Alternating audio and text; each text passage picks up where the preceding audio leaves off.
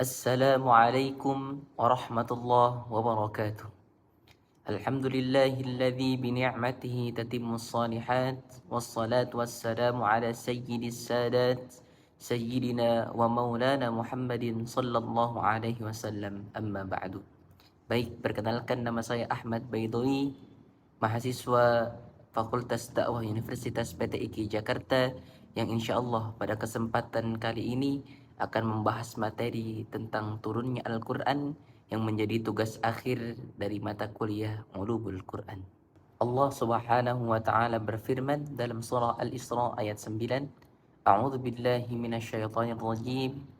Inna hadzal Qur'ana yahdi lillati hiya aqwam wa yubashshirul mu'minina alladhina ya'maluna as-salihati anna lahum ajran kabira.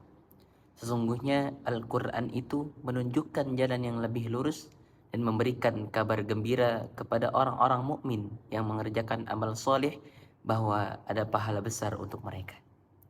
Di ayat ini kita bisa menyimpulkan bahwa Allah menurunkan Al-Quran, Allah mewahyukan Al-Quran kepada Nabi Muhammad SAW melalui malaikat Jibril, tidak lain dan tidak bukan untuk menjadi petunjuk dan pembimbing bagi umat manusia. Ada beberapa pendapat ulama yang berbeda tentang turunnya Al-Quran.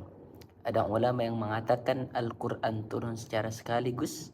Ada juga yang mengatakan Al-Quran turun secara berangsur-angsur. Ulama yang mengatakan Al-Quran turun sekaligus mengambil dari surah Al-Qadar ayat pertama, yang artinya sesungguhnya kami menurunkan Al-Quran pada malam Lailatul Qadar. Mereka menyimpulkan bahwa Allah menurunkan Al-Quran pada malam Lailatul Qadar, tidak pada malam lainnya, tidak pada hari lainnya, hanya pada malam Lailatul Qadar.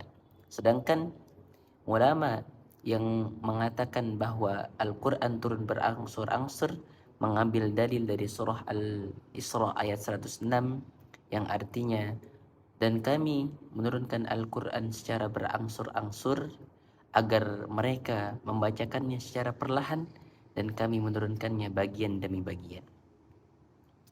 Dari dua perbedaan ini, Allah Subhanahu wa taala menjawab pada surah Al-Furqan ayat 32. Ketika orang kafir bertanya, mengapa Al-Quran tidak diturunkan secara sekaligus saja, sedangkan Al-Quran itu diturunkan berangsur-angsur? Allah Subhanahu wa taala menjawab bahwa Allah menurunkan Al-Quran secara berangsur-angsur untuk menjadi petunjuk bagi umat muslim dan sekaligus membacakannya secara perlahan-lahan.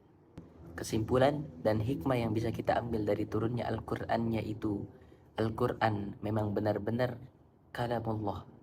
Al-Quran benar-benar mukjizat Allah yang Allah berikan kepada Nabi Muhammad SAW, yang menjadi petunjuk dan pembimbing untuk umat manusia.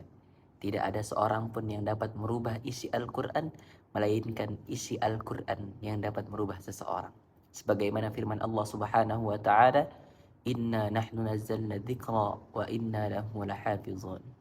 Kami yang menurunkan Al-Quran, maka kami pula yang menjaganya. Baik teman-teman, mungkin itu sedikit materi yang bisa saya sampaikan tentang turunnya Al-Quran. Semoga kita bisa sama-sama istiqomah untuk terus dekat dengan Al-Quran, karena Al-Quranlah yang kelak akan menjadi syafaat untuk kita di hari kiamat. Billahi taufiq wal hidayah wal ridha wal inayah. Unzur ma qila wa la tanzur man qala. Wassalamualaikum warahmatullahi wabarakatuh.